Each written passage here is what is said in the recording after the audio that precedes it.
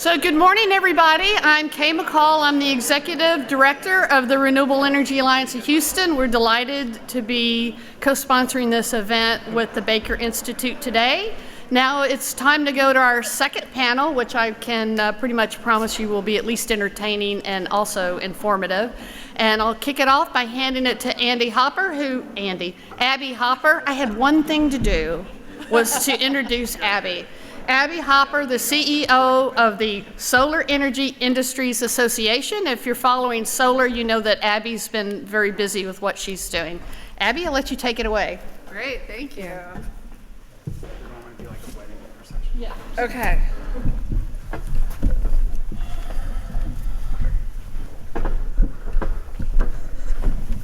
So good morning. It's nice to see you all. And good morning. Good morning. Good morning. Good morning. Good morning. Texas. Thanks. It's good to be here in Texas. I hail from the great city of Washington, D.C. So I'm very glad to be here. Although I had to dress in layers because I wasn't sure how hot it was going to be, how much air conditioning there was going to be, what the humidity was. It was a lot this morning. So I'm really glad to be here now, safe and sound at the Baker Institute. So we're going to chat. We were all here for the first panel, which obviously had a really interesting overview of what the potential for carbon-free energy and renewable energy is here in the great state of Texas and the great city of Houston. And we're going to continue that conversation, but we're going to do it a little spicier, right, Scully? Yes. Yes, we like spice. We're going to talk a lot about what is in the realm of the possible and what are the challenges, right? We're going to get real down and dirty about what we can do and how we're going to go about doing it.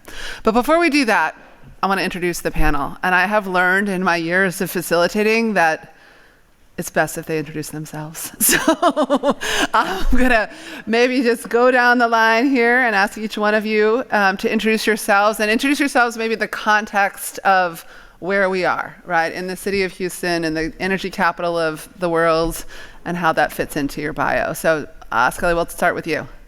Okay, Michael Skelly. I run a company called Grid United. We are focusing on big transmission lines to facilitate more renewables. I guess I am one of the OGs of renewable energy in Houston, having done this for like more than 20 years here in Houston, Texas. On wind, been mixed up in solar, storage, all kinds of stuff. But mostly wind and transmission. And also been involved in some of the efforts to help kind of build the ecosystem around this, and let me just use this moment to thank Kay McCall. Where's Kay? Who has, yeah, give it up for Kay. If you're wondering why you're here today, it's because of Kay, okay? Because she moved back to Houston about 3 years ago and was trying to figure out what to do, and we said, we got a great idea. There's this fledgling idea of an organization. There's no money involved. There's a lot of hours. There's tons of cats to herd. They need somebody else to do all the work. Are you interested? And Kay said, yeah, sign me up. So Kay has built Renewable Energy Alliance Houston into just a fantastic organization. So thank you, Kay. That's my intro. Excellent. Carrie. All right, good morning, everyone. Kerry Kotler. I lead North American development for Pattern. We're a developer, builder, owner, operator of renewable energy projects around North America and Japan. We do big projects, gigawatt scale wind farms, big transmission lines. We also do smaller projects. We have a C&I solar business, and we're growing that business as well. This is really cool for me because when this guy started running around cornfields and Texas ranches and maple tree forests 20 years ago, I was a student, political science major here, like walking around classes in this building. So I was, wow, I'm back. And there were events like this 20 years ago, but they definitely were not about the energy transition. I think there's probably one class here that had something to do with renewable energy that I took, and now there's whole programs about it. And this being sort of the institution here in Houston with others as well that are focused on it, it's pretty cool. And also just the number of people, I've been here half an hour, and even over the coffee break, the number of people that have taken jobs in the last 6 months in Houston in renewable energy that came from a different part of the space I ran into many of you that I've had a number of conversations with over the last couple of years. So it's here. It feels like we've reached the tipping point and it's happening. So that was really cool to see. Good to be here with y'all. Great. Welcome back. Thank you all. And thank you for having me. My name is Chris Cheney. I'm the Executive Vice President for the Central Western regions and Mexico for EDP Renewables. EDP Group is a global company. We're fourth largest in the world in terms of installed capacity in wind. And we do wind, renewables, solar, storage. We've started groups looking at hydrogen as well. So for me, I come from a company that originally was called Horizon Wind Energy, which Skelly, really helped start. So I feel like all of us up here on stage are somehow connected today. But for me, I think I'm most excited about just how I've seen my adopted hometown of Houston grow and the people I've seen come into the industry, all over the place, from, fresh, bright-eyed people coming out of, universities and colleges locally like Rice, to people transitioning from oil and gas and moving into our industry and bringing the skills that they've learned through their years of experience to bear on the problems and challenges that we face. So that's been, really exciting for me, and just I think the future is so incredibly bright for renewables, for battery storage, and for the city of Houston to be, to remain the energy capital of the country. I know we're just going to get out of order real fast. One question: is your control room still here downtown? It is. So good fact for everyone here to know: Pattern and EDP both are controlling and operating, I'm sure between the two of us, well over 100 wind farms around North America from right here in the middle of Houston. Those are the two big control rooms here that you all should think about and know about. I think that's pretty darn cool. Yeah, that's very cool. If you get a chance, go visit them. Come visit. Come visit. All right, so we're going to talk about all of the things that they mentioned, right? The workforce, the technology, sort of the opportunity, the transmission challenges. But before we get into sort of what the nitty-gritty of all of that, there are some national trends that we thought it might be helpful to elucidate for you. And one of the trends that I have the pleasure or the pain of talking about every day on the solar side of the house is around tariffs. And so I was told that folks would definitely want to hear about that because it is definitely a huge factor. So for those of you that have the luxury of not knowing yet, the United States Department of Commerce has initiated an investigation into a petition that's been filed by a company alleging that certain U.S. trade laws are being violated. It's a shorthand version of it. It is having a really stark and dramatic and detrimental impact on the industry almost overnight. It's been incredible. We've done tons of surveying individually, anecdotally of our members, but also asking them to report. We've had over 700 companies report what's happening, and over half of the this is a terrible way to start a panel. Over half of the workforce is at risk. It'll get better, I swear. Over half the workforce is at risk. Like 80% of the module deliveries are either been stopped or are at risk of being stopped. And so it's kind of hard to build a solar farm with no panels. So as you could imagine, this has implications sort of down the supply chain line. So I just want to start with that super happy note. On the theme of we're going to start national and bring it down to the city and the state. For each of you, to the extent that this is impacting your business, and I'd be shocked if you said it wasn't, how are you thinking about this? And more importantly, like, how as business leaders do you manage that level of risk, right? Any business you're in, making pencils or building renewables, there's risk involved. But this is a pretty extreme amount. And so how do you mitigate, manage, and think about that risk? I can go first. I think the last part of your question first. One thing that's not changing are these disruptions, and we all see them. So this, unfortunately, isn't the first time that the industry has been thrown a curveball from a policy perspective. And so making sure that you're capitalize and your business plan allows for patience when it requires patience so that it doesn't cause you to do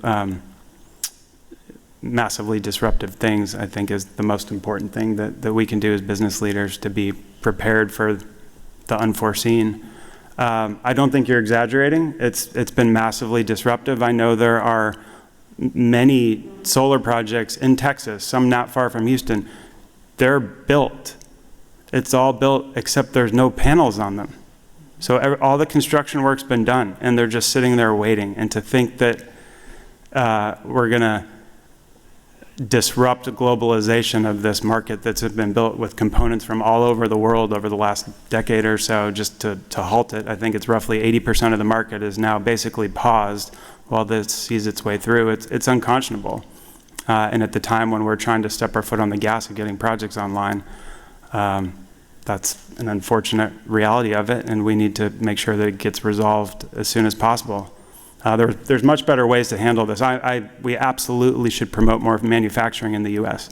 And I think there's a lot of policies that would do that, and there's a lot of companies ready to do that, but just halting it in the way that it has now is not the right way.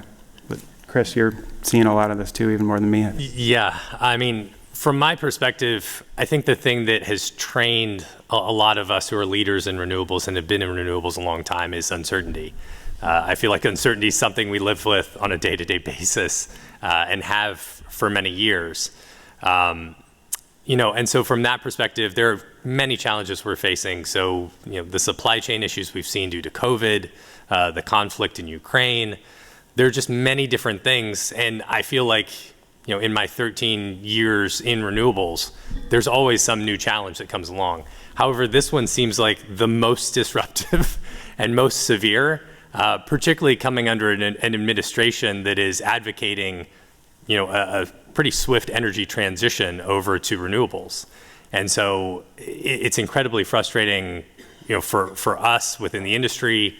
I think from my perspective, I already know of companies where folks have gotten laid off because of these issues.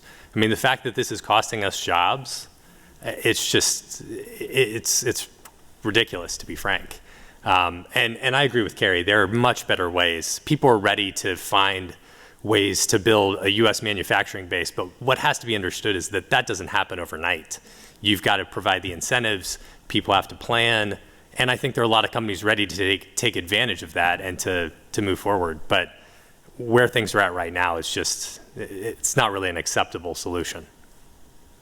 I feel like you want to say something. Yeah, I do.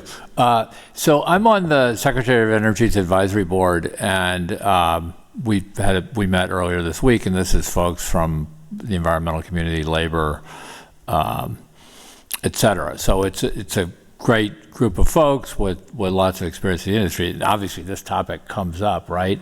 And the session's public. You can go play it back online if you want. So I don't think I'm violating any confidences. But the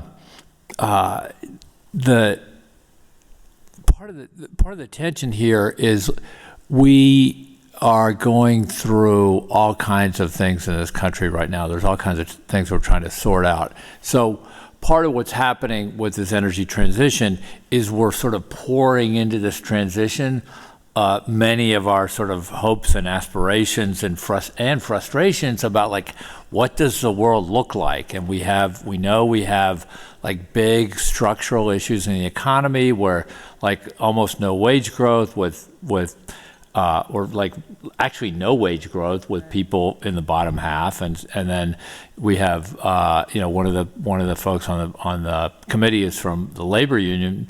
She's with the steel workers, and she's saying, like, look, this is like a big deal. This like matters to us, and these jobs don't pay as well as some of the jobs like in the oil and gas industry, for example. So we haven't figured this thing out. We unfortunately, while at the same time we're trying to figure out like this big mega challenge, we have a political process which is kind of broken down and hasn't, is not capable of coming up with solutions. So we just kind of throw wrenches into the works, and it really, really does gum things up. So I don't have a great answer for any of this. But I do think that it is maybe not a wake up call, but and I know you all do this, okay? So I'm not like suggesting that anybody's not willing to do this, but we really do need to sort of think as an industry, like how do we do everything that we can to make sure that projects benefit as many people as we possibly can, and I know that's where everybody's hearts are and what we're trying to figure out. But like this is perhaps a reminder we need to redouble our efforts, and perhaps that will help move things forward. So it feels like this tariff action is a manifestation of much bigger issues. Yeah, no, I think that's a very fair characterization, and I'm struck also, I didn't mention the other thing that's not happening in Washington, which is legislation, as you say, a broken system. But to your point, the piece of legislation that came out of the House around renewable energy has it does not have union requirements, but it has apprenticeship requirements, it has prevailing wage requirements, it has domestic content requirements, it has adders for building in communities that are historically underrepresented or harmed by carbon pollution. It has, it does have a domestic manufacturing piece, we'll talk about that in a minute, but to your point, it's sort of trying to solve a bunch of challenges that we have as a society through the tax code, which is sort of an interesting way to address societal issues. And it, a lot of those things add cost. And so it's about like how much are we willing to pay as well for some of these And by the way, we see this not just on sort of labor and domestic content issues, but as a kind of a new industry, we get old industries that have sort of a whole set of laws to deal with and regulate them. As a new industry, then policymakers are coming up with new laws to deal with us. Right. And so then it's the sort of so we get held to, in many respects, stronger environmental standards, which I think for the most part the industry embraces because, like, hey, we say we're so cool and green and wonderful. Like, okay, well, you can hold us to that. Right. So it's this issue and a bunch of other stuff where this kind of thing seems like it will continue to show up. Yeah, I'm curious the point you made, Carrie, about as business leaders we mitigate against risk, and one thing we know about our industry, renewable industry in particular, is that there's a lot of risk, right? And risk sort of policy. What was the word you used? Wrenches thrown into our way. But I'm curious, before I was here, I was the director of the Bureau of Ocean Energy Management at the Department of Interior. So I had a lot of oil and gas companies coming in my office telling me, probably very appropriately at times, not always, that the policy decisions we were making were causing unanticipated consequences in their business plans, right? So I'm curious if any of you have an opinion on whether the policy sort of ups and downs are unique to the renewable sector, or whether they are kind of, you think they hold true in oil and gas, or whether, my assumption is that if we had a group of oil and gas executives, they would probably have some strong opinions about the challenges they've faced in the last 18 months. What do you think? I think every industry there ends up being policies put in place, whether it's new regulations, tax credits that can create big swings. I think in renewables it's probably been felt even more because it's an industry that's the production and investment tax credit have been such a driver of the models for so long and created this boom and bust cycle. And I think everyone in the industry is tired of it and wants something stable so that it doesn't create such cliffs. I'd love to never talk about a PTC cliff again in my life. It creates, it's ruined a lot of Christmases, let's say that, right? Yes, it has. Well, a funny twist on that, Chris, when in the early days at Horizon Wind, back in the early 2000s, we actually loved all the risk, and we loved the fact that the production tax credit would get renewed every year, and then you would know if it would happen or not, because everybody's like, well, I'm not getting that business, it goes away next year. And we'd be like, yeah, you should stay out, it's really horrible. And we were able to build a great company. So there's two sides to this coin. If you got a cast iron stomach and can deal with it, then it's not so bad. Yeah. Yeah, that's fair. I want to also follow up on one thing you said, Carrie, because I do think that your point, Scully, about this latest tariff case being kind of a symptom of a larger question that we're having around domestic manufacturing in the U.S. It's certainly not particular to renewables, not particular to energy even, but in the piece of legislation that passed out of the House, there is a package of incentives to allow for to really incent domestic manufacturing here. And I'm curious whether you think Texas or Houston maybe if that's an opportunity, right? If we have folks in the audience that are thinking, okay, what's I'm either interested in this industry or I want to know maybe where there's an angle for my company or my entrepreneurship. How do you feel about manufacturing in the U.S. and specifically here in Texas? I see a lot of the OEMs is already preparing for it and planning for it. I think on the wind turbine side is probably even farther along than on the panels because they know that it's inevitable. So there's going to be opportunity. So anybody that's thinking about Texas is a very business-friendly place to be, whether it's to develop a wind farm or make things here. I'd encourage people to do it.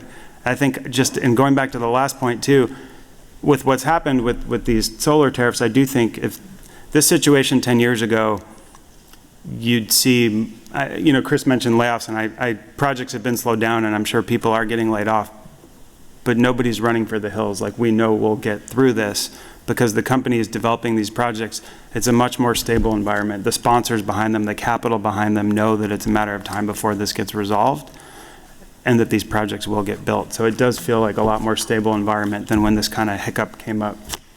Interesting. A while back. Chris? Yeah, and I think, as Skelly said, I think a lot of us have developed more iron stomachs and have had to from having experience in the industry. But I guess from my perspective, I see there's just a tremendous amount of opportunity on the manufacturing side if we can get something passed. And that's where my comment about leadership, someone has to actually draft a bill that Joe Manchin will sign off on. That's the long and short of it. There's not really anything else. So if we can do that, I think from our perspective, we very much, as a company, support U.S. manufacturing. We look forward to that. I think Texas, is still one of the larger states in terms of manufacturing in the U.S. And I think Houston's a great place to be for that. I think Nextracker just announced recently down in Corpus, they're going to have a plant there partnered with a steel company.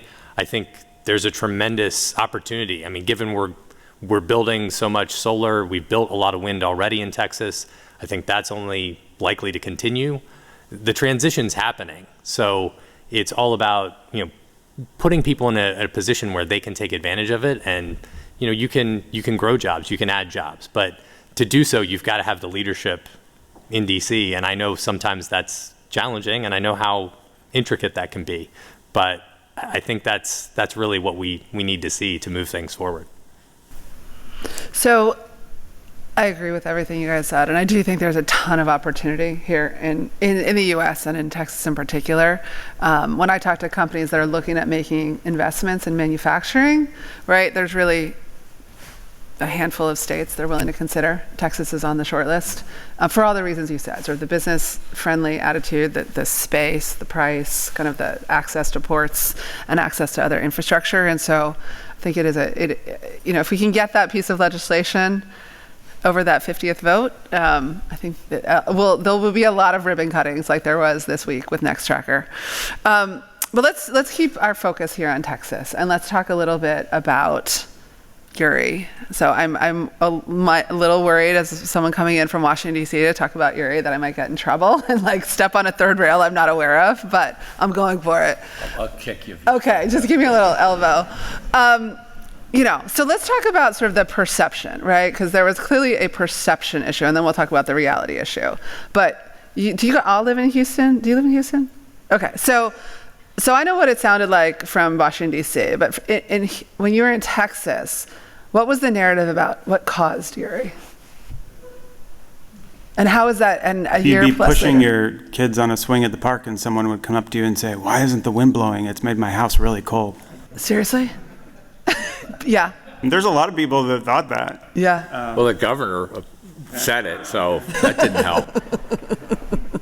And now we're a year plus out. What's the narrative here in Texas about Uri? Well, I'm sure the narrative still isn't very clear because you're getting mixed messages from many different people, but it feels like it's rounded more towards it was a combination of many things. Natural gas infrastructure being, I don't know how many people agree with it, but natural gas infrastructure deficiency was the biggest cause. Yeah. But there were a number of other factors as well. Right. Lack of transmission availability, wind and solar farms some not operating or not being weatherized appropriately, gas plant issues, nukes being down. There's many people in the room that can probably. Well, everybody knows about ERCOT now. Like, for a while there, you could go to any party, any gathering in town, and people were like, wow, you're really an interesting person. It became sexy. That was our moment? We had our moment? That was it, yeah. I'd agree with Carrie that there's sort of a general sense that, like, everything was screwed up, and hopefully somebody fixes this, but not really people kind of moved on. Yeah. In a weird way. The bummer about the whole thing. Well, no. Let me back way up. Look, people died. It was terrible. It was really horrible. Hundreds of people died. Okay, so you just. That's the one thing we have to remember, and it just we can't allow that to happen again. So everybody who participates in the industry, we have to think like, okay, we're going through this energy transition. We got to make sure the lights stay on. That is like jobs 1 through 10. And then, so I think the public is sort of mad about that. I don't think that's over, because just now showing up on people's bills are the back payments that we're going to have to pay to clean up this mess. We'll see how that plays out, because there were massive losses, and those, for the most part, those losses are getting socialized, and there were big gains, and most of those gains were privatized. Right. Okay? Private risk, public gain? Yeah. So that's like kind of a structural problem. I think it's a little too early to tell, but the perception is that, everything was screwed up, and people don't really know exactly why, but. Yeah. In the energy sector here, was there, obviously ERCOT in Texas, you guys pride yourselves on free market, right? And the market will send price signals, and the industry will respond. Is there any thought that maybe that didn't work so well? I think clearly it didn't, based on what happened. But my perception is fundamentally there are going to have to be some changes in the market design. I know there are already discussions going on about that. And the question is, where do you go, right? Do you model it after another market? I think one of the structurally difficult things, right? Other markets, you have more regional production, so you could draw from other areas of a region if you were impacted by the weather. ERCOT prides itself on being, Texas only, and not having that FERC jurisdiction. And so, with that as an impediment, I think the solutions become more complicated. You almost have to look at Texas as its own country almost. In fact, some people do down here, But I think there are definitely solutions, and I think Skelly's right that at the end of the day, it was a lot of factors, and we all have to look at the whole global picture within Texas and figure out how do we make sure this doesn't happen again. Yeah. To give you an example, I was very lucky. My family and I got stranded in Bastrop, but my house was without power for 7 days. Like, I've got our next door neighbor, his house got down to 34 degrees. I've got 2 little kids, and I know, we were fortunate, but there were a lot of people that weren't. So it's something that has to be addressed, and I think it's going to take the entire, utility industry to figure out the solutions. So let me ask you a question, right? As Scully says, keeping the lights on is priorities 1 through infinity, right, in the energy sector, right? Like we can't do anything if we can't keep the lights on. And as we think about this transition to a carbon-free, clean energy world and grid, and we think about certainly doing it as quickly as possible, how do we ensure that we keep the lights on? Because I don't know if you guys know, but a lot of people like to tell me the sun does not shine 24 hours a day. Like, I can't tell you how many people stop me. Like, yeah, like it's breaking news. So, you know, renewable energy can never do it. We're intermittent. We don't work all the time. How could we ever keep the lights on? I'm sure there are people in this room that are wondering some version of that, and I don't mean that in a pejorative way. That's a fair question. How do we keep the lights on as we transition? I think you need to point out to them that the sun is shining on the earth at all times, okay? And if we just do enough transmission and connect everything together, we'll be just fine, okay? That's my new response. No, that's, but actually there are, like, the former head of State Grid of China has this proposal out there to do like a global HVDC system that would connect the world and solar panels around the world and like, In 2050. yeah, but that would be kind of cool, you know? Carrie's going to run out and file some interconnect requests real quick. So how do we keep the lights on without a worldwide transmission system? Well, we start with a national transmission system as Okay. part of it. And we know that, so this issue You're going to plug my project is, now? yeah, here it comes, buddy, here it comes. So we know that, well, let's just back way up. So the differences in geographic differences between the energy at a given wind site versus a really good wind site and a bad wind site is like monumental. It's like 5x, okay? The difference, and you have wind systems kind of move around the country, okay? And it's windy one place and not the other and so on. With solar, you have cloud cover that moves around, but the delta between like a crappy solar site and a really good solar site is like 50%. It's not as pronounced. So solar energy is more ubiquitous in some ways, and the differences aren't as pronounced. So this issue of like this grid until we connect the whole planet and run it all on sunshine, the issue of transmission for wind is more pronounced than for solar. Okay, so the wind does blow at night. So if we're gonna, and at this point, it feels pretty clear that we're going to have a whole mix of resources, then building more transmission nationally, connecting the grids, connecting ERCOT to the southeast. There it goes. Boom. And that's super important because it helps us both integrate, it helps us get energy to new markets, and it helps us absorb more wind ourselves. Let's argue a little bit, though. I mean, you can build solar anywhere at this point, anywhere in North America. I mean, we're building solar in Canada. People are putting it on their roofs everywhere.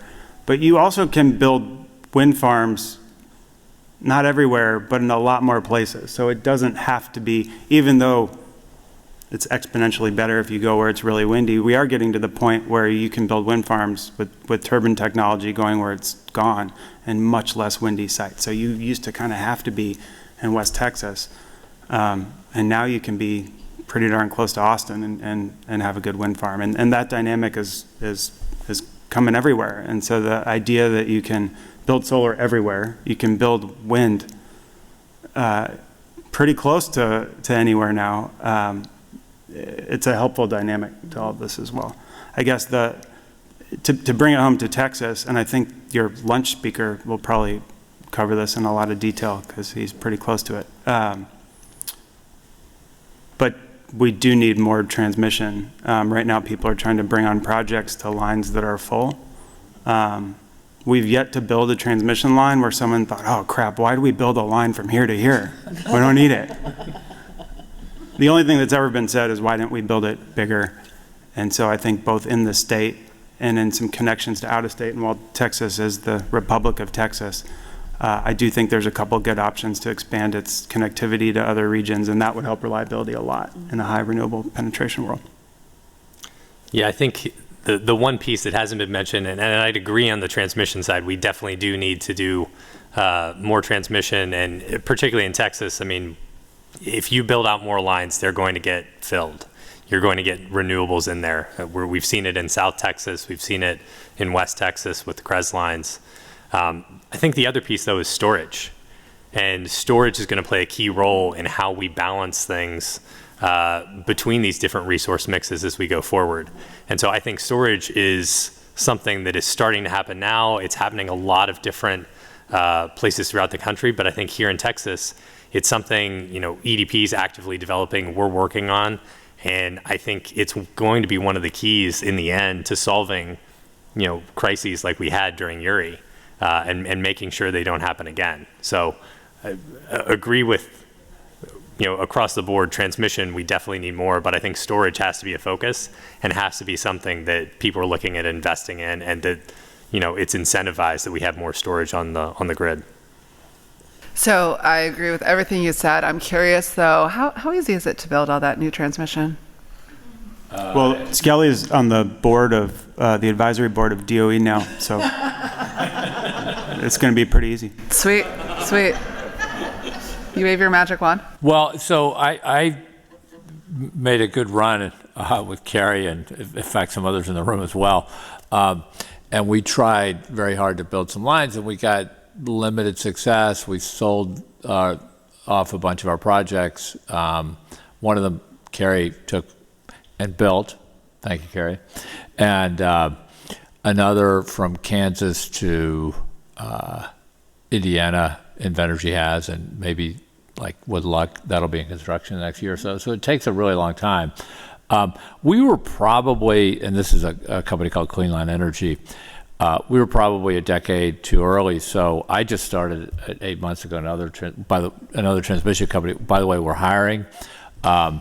Pipeliners, pay particular attention. Come and get my card after this. We're hiring a bunch of pipeline people. That thing Biden said about shutting down Keystone, that they would get new jobs, we've hired a few of those people. So we're helping out on that campaign pledge. Anyhow, we think that it's maybe a new moment, but it's early going, and we're hopeful that we can not only get some projects done, but we can get them done in a decade or less, and that would be a record, because most of the big lines are taking like 15 years or so. God bless.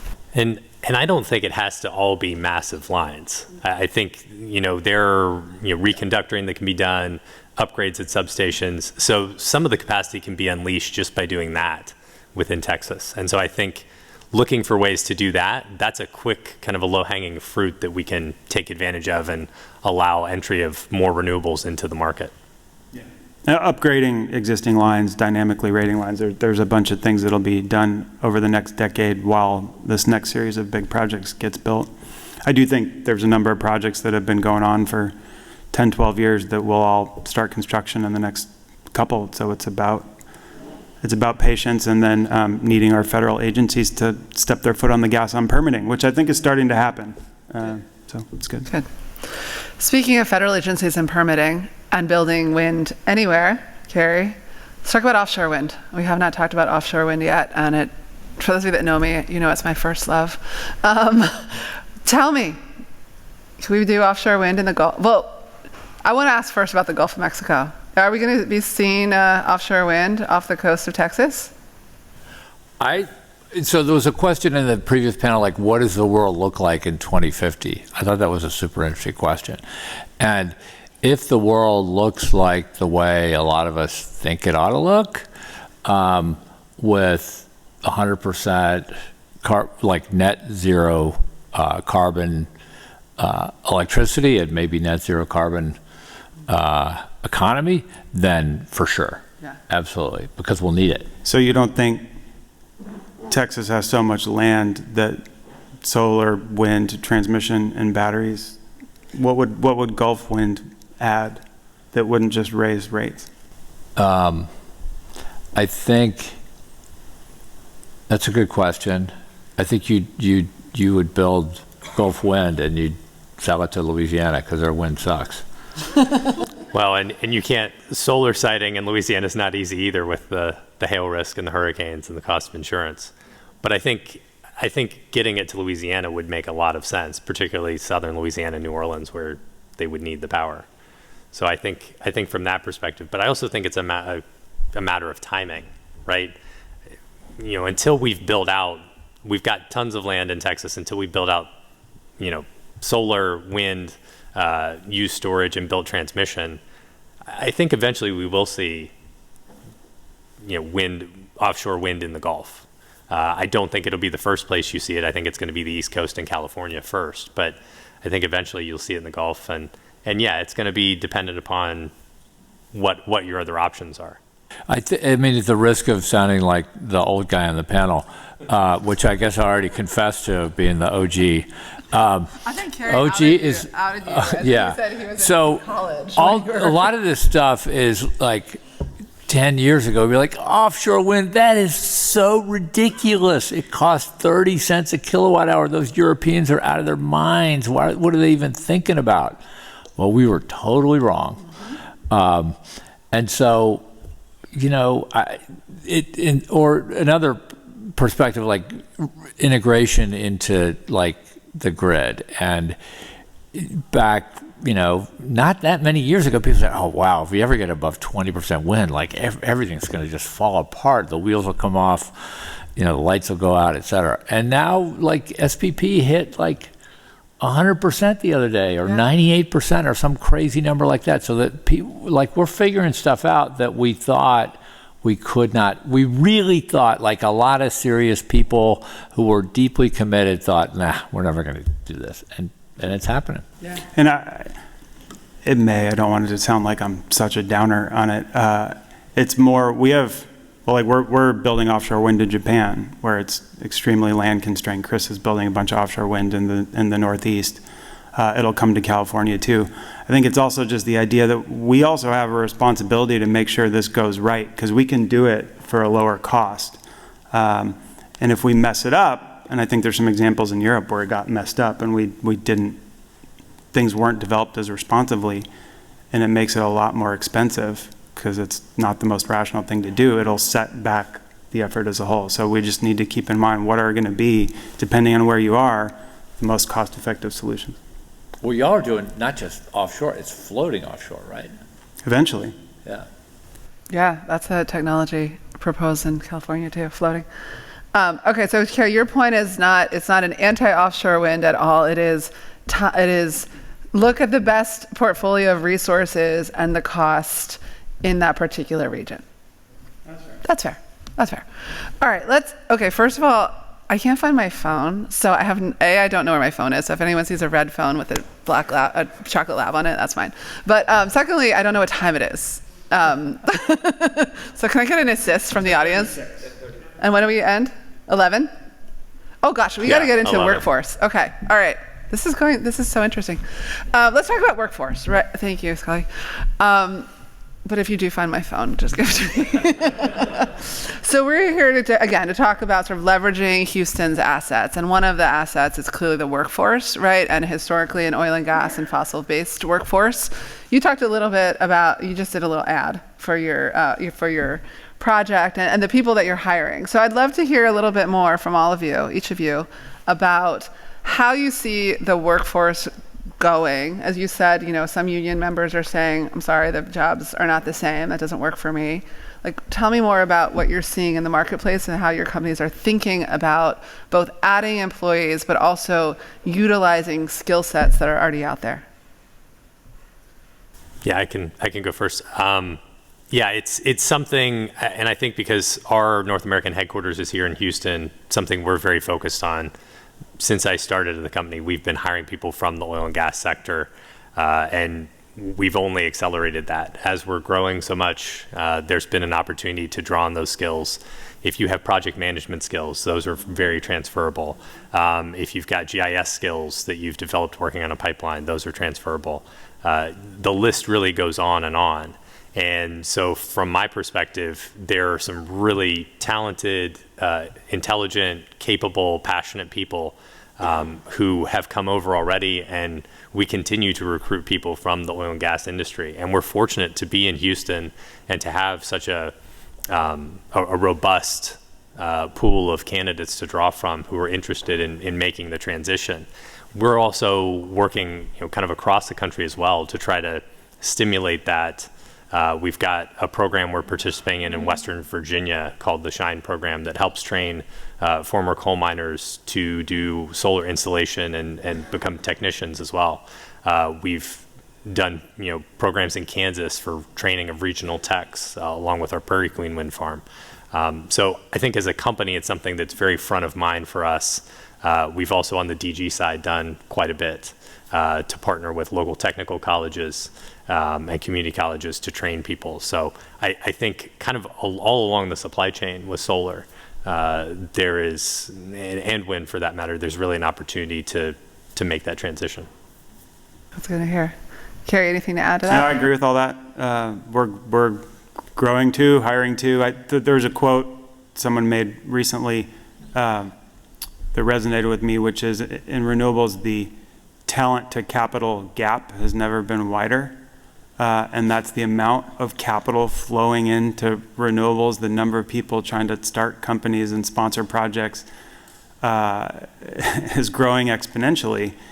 And there's not enough people to go spend all that money. So Houston's a great place to be looking for jobs. There's so many opportunities here. So just two comments to add to this. One, I remember one summer growing up, unemployment was high, and I wasn't working that hard to find a job. And my dad told me, like, it doesn't matter that there's 10 million unemployed. You don't need 10 million jobs. You need one. No, go find it. So to folks in the audience who are like interested in the sector, like you need one job. You don't need like a million of them, or you don't need to retool the whole Houston workforce. And there are, I think generally the industry is pretty welcoming because we've been growing people. I mean, we've been growing for a long time now.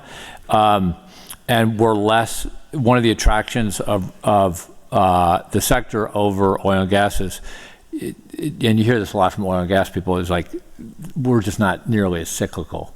We're much steadier. So that's attractive. And then the final point I'll make is on attracting and training and building a diverse workforce. The industry is doing a better job in this, but like everybody in America, we need to do a better job. We need to do a much better job. I was walking around Pattern's office the other day, like just walking around, super diverse workforce. So congratulations, Gary. That took time and effort. I don't know what time and effort it took, but you could just, like if you try to do this, it's like you got to work at it. So I think we're doing we're trying hard, and it comes back to this sort of like we're a new industry, so there are higher expectations of us. Like that's fair. Let's take it on board. Yeah, no, I agree. We at SIA, I know other colleagues in Washington spend a lot of time thinking about, that diverse workforce and partnering with, there's an organization called BOSS, Black-Owned Solar Services. We've created a diverse supplier database so our companies can access companies owned by women and people of color. We do a survey to really get the data, right? Like what does the diversity of the solar and storage industry look like? And not just like, for example, how many women are there, but how many women are in what positions of leadership, right? Because that really matters. It really matters. But we're far from there. But I will say, having spent time in other industries, it is there's a real commitment that I think is genuine, and it's good to be a part of that. All right, we're going to open it to questions in a moment, but first I'm going to ask each one of you two things. First, answer this one first because it's more depressing. What's like our dirty little secret, like on this energy transition that we're going to tell all these people about? And then secondly, what gives you the most hope? What are you most excited about this transition? People actually use Roundup on their solar projects. What? Yes, for vegetation management. Like that's a thing. Okay, that's terrible in my view. Do you want to, just in case so everyone knows what vegetation management is? Like instead of cutting the grass, they like spray Roundup. That's a really dirty secret. That's a dirty little. That's a I didn't. horrible I was secret. not even Yeah. aware of that Yeah. little dirty secret. And okay, and then something. What are you the most excited about this transition? There's just, it's about the future, and thinking about the future all the time is exciting and frustrating and thrilling and depressing all at once. It's the life of a developer right there. Dirty little secret. As much as we say it, we really have no idea what power prices are going to be 10 years from now, and we're building these 30, 40-year assets. This is a great question, by the way. I made it all honestly while I was sitting here. I feel lucky. I mean, we're just at this moment in time where it's all coming together, and we're at, depending on where you are, between 15 and 25% renewables, and the next 10 years we're going to go to 50 everywhere, and it's our job to figure it out. I mean, it's just that the timing feels just feel really lucky. Chris, what about you? In terms of the dirty little secret, I mean, I think the fact that we don't all have it figured out, I think if you look at the three of us up here on this panel, we've all got a tremendous amount of experience, but we don't all know what's going to happen. So I think maybe that's the dirty little secret, is we're all working, and if you're the most senior person in a company or the most junior person, there's still things we're all working to figure out, to try to figure out how this is going to happen. But I think on the flip side of that that's very exciting, right? And we know we have tremendous challenges, but the challenges also provide a tremendous number of opportunities. And that's one thing I always try to focus on with my team, is that, look, each time you have a challenge, it provides an opportunity. And the fact is, if this were all easy, I don't think any of us up here would be doing it. It's the fact that it's challenging. It's the fact that, we've got the opportunity to transition to a renewable future, and there are tremendous opportunities, and there's a chance to think big. Skelly can look at projects going across, across different states for transmission. Carrie and I have the opportunity to develop not just in Texas or even nationally or even in North America, but globally. So we've got to look at things on a global level. So I think for me, that's when I wake up each day, that's what drives, that's what I'm excited about. When I do my morning run, that's what I'm thinking about. What do we do? How can we do it better? And how can we be a part of this renewable future that's coming? Awesome. All right. Yes, sir, I see you. Yes, it's a little disheartening that our panel doesn't think that our one and only legislature is going to solve ERCOT, but we'll leave that there. Looking at offshore wind, the recent OCS sales have dwarfed the drunken sailor spending of the early 1980s for the petroleum lease sales. Is there a bump in the road headed there? And also, do you think that for the Gulf of Mexico, the development will initially be in Louisiana, since there's a lot more places in the eastern U.S. that can take that electricity than ERCOT, since it's kind of a closed market? Thanks. So for Did those you just that write may a big not, check in New York? Or did you get beat? No, I think we got a big check. All right, go ahead. I mean, and I don't deal with the day-to-day of offshore as much myself, but look, I think again, it's going to be where the need is. I don't necessarily know that it becomes, I don't think it's just that you can interconnect, to the eastern part of the grid and not ERCOT. I don't know that that's going to drive it. I think whatever incentivizes folks and what drives demand. I think the fascinating thing about Louisiana is that we know there's a need. We know there's a need in New Orleans in particular, and it's something for me. Like, we've done prospecting in Louisiana for solar. Years ago I prospected Louisiana for wind. It's just really difficult, given that a lot of Louisiana is a swamp, to try to build that stuff. So from that perspective, I think you'll see both. I think you'll see it in ERCOT eventually, but again, I think it'll kind of move down the coast, if you will. And then, I think Louisiana may come first, but Texas is incredibly business friendly. So if the right incentives are presented, I think you'll see, wind built in the Gulf of Mexico and Texas. And I think one of the things you're referring to, the recent auctions by the federal government for blocks of water, the checks that are being written approach $1 billion for a block of water for the right to build a wind farm there. I think they're pretty valuable options to have. And just when you look at, again, the different resource mix, you're delivering power to a place where power's going to be worth more. Costs are coming down quickly for offshore wind. So I'm pretty bullish on that. I think all those projects are going to happen when you look at the demand that's going to be there. That's going to be the central part of North American offshore wind build out. And then, back to the Gulf, I think it's more about, insurance too. It's hard to insure a solar project. It's also going to be pretty hard to insure a Gulf offshore wind project. And it probably comes later in the supply stack after new transmission, after solar, after importing wind from other states. But, eventually it's something that could happen. It's just probably in the supply stack of renewable energy, when you're getting to 80 or 90% renewable energy in Louisiana, I think is when it's more likely to happen. I think that those sale prices reflect not only the sort of opportunity that the natural opportunity there, but importantly the state policy that those states, and New York in particular, have expressed for offshore wind. When we did the first New York lease sale, I was the director of BOEM, and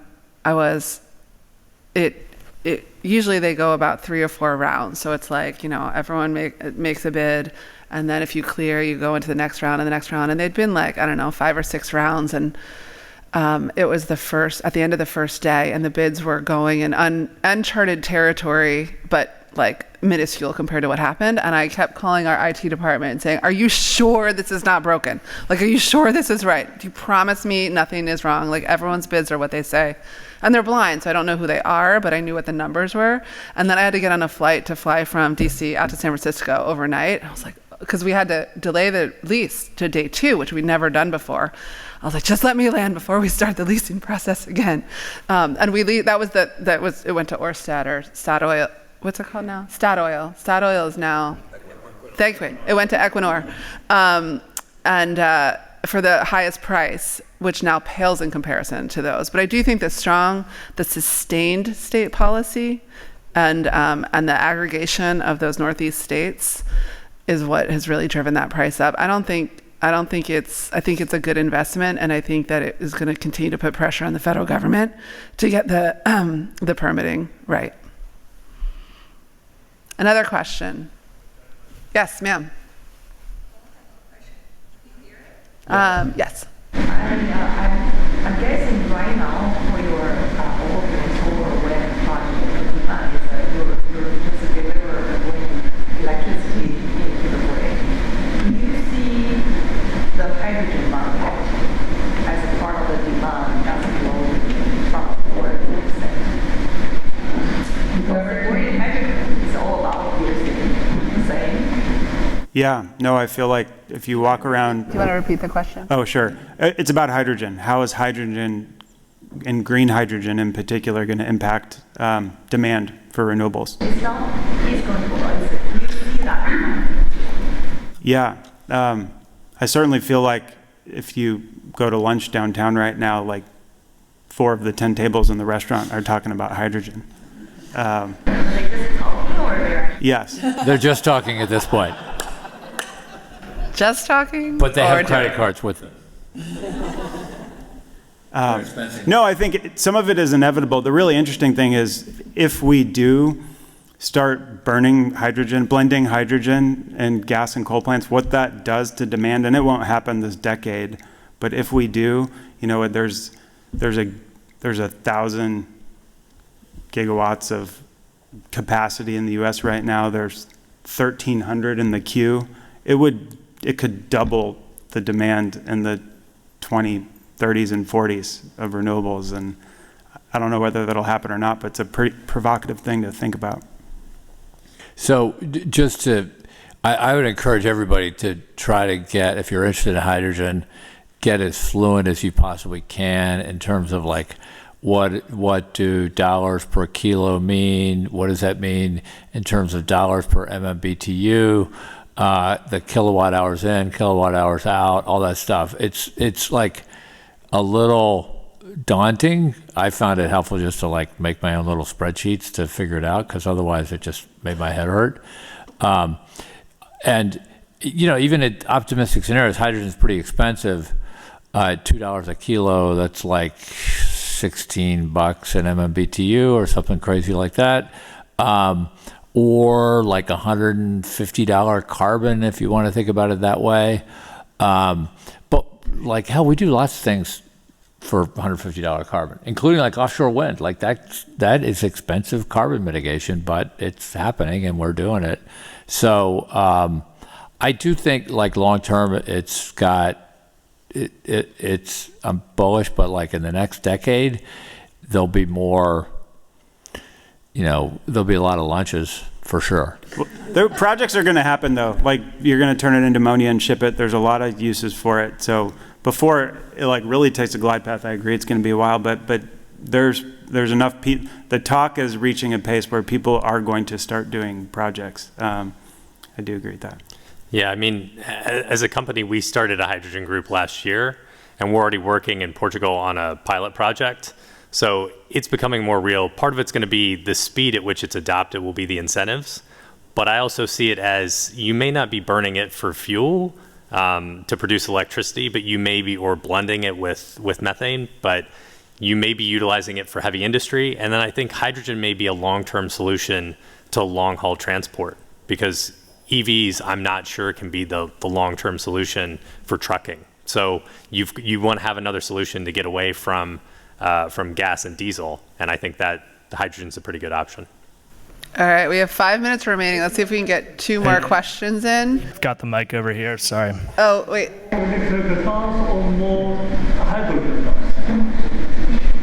Electric. More electric cars or hydrogen cars? And you said electric. Yeah, I would agree. I think electric cars are being adopted already at a pretty rapid pace. I mean, this is maybe not the best example, but look at the Super Bowl commercials. How many EV commercials were there during the Super Bowl? It's already becoming part of, you know, the culture at this point. I would love to get my Tesla someday that I ordered back in February, but I think for passenger cars, I also think you're seeing the price points drop enough that it makes sense for a lot of people to buy electric cars. Guy with the microphone. Thanks so much. Hey, Jeremy from Connect Chen. Quick question here. So how do y'all think we should optimally grease the wheels for permitting massively impactful projects? In other words, you know, climate change isn't going to wait around for the feds, you know, our states or our local municipalities to review the mountains of paperwork necessary to get these things built. So how do we, this is sort of a question of how do we accelerate things given the emergency that is climate? I think you just got to work as hard as you possibly can, and this stuff takes a long time. So the more people we have working at the more different fronts and more projects getting permitted and so on, the better. But I don't think there's we're just not at a time when we're like going to say, oh, this is an emergency, let's go shortcut a bunch of processes, let's like not think so much about NEPA. We're just not at a moment to make like hard trade-offs, so you just got to slog through it. I think you could need to appoint and elect regulators and officials that see that as their core issue, because I actually do think they have some power to help navigate and speed things up. That's fair. Okay, we'll come to this side of the room. Yes? Decentralized and centralized production on a grid. Batteries solve an intermittency problem, which is very great for microgrids, decentralized portions. As you continue to build more infrastructure that supports a centralized production strategy, how do you see those two ideas complementary to each other and competitive?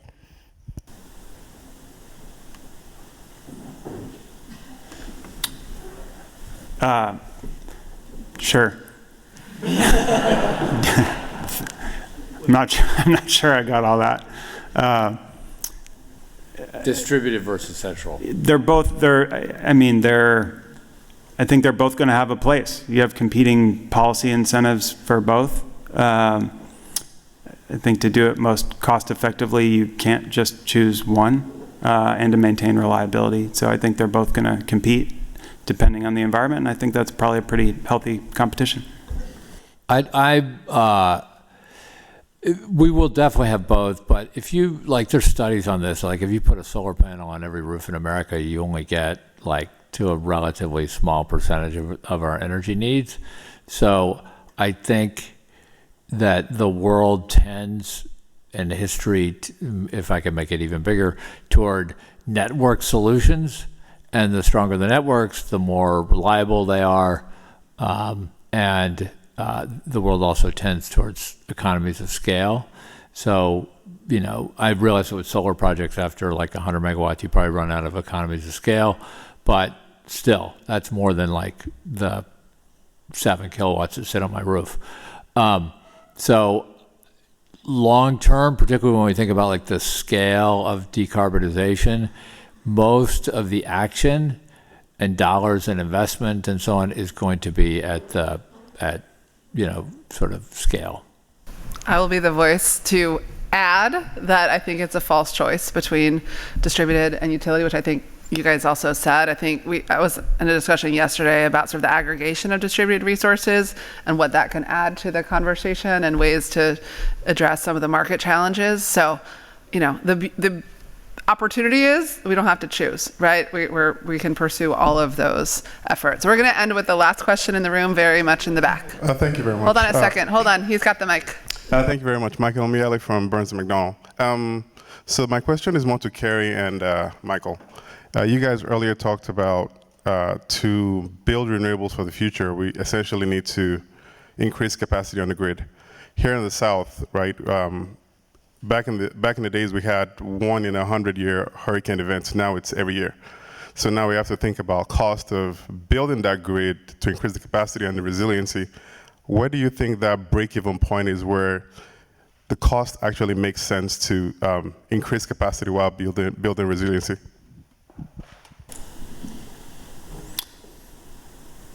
You gonna let me go first? Sure. Weather is certainly getting more extreme, and I know that's changing our engineering designs and costing and things like that. And it's an important consideration, but it's another reason why you need to build connect even more resources in different places. You can take smoke in California or a hurricane in the Southeast. If you end up building these networks out, you're going to have more options and you're going to end up increasing reliability. And it may increase some cost to get that reliability, but I think they can work together. Yeah, you got a concurrence there. All right, please join me in thanking. I'm curious about one thing. What's that? To get the permit for a chemical plant, it takes for a very difficult. How easy to follow the review? Not easy. We are happy to talk offline, but it is definitely a challenge.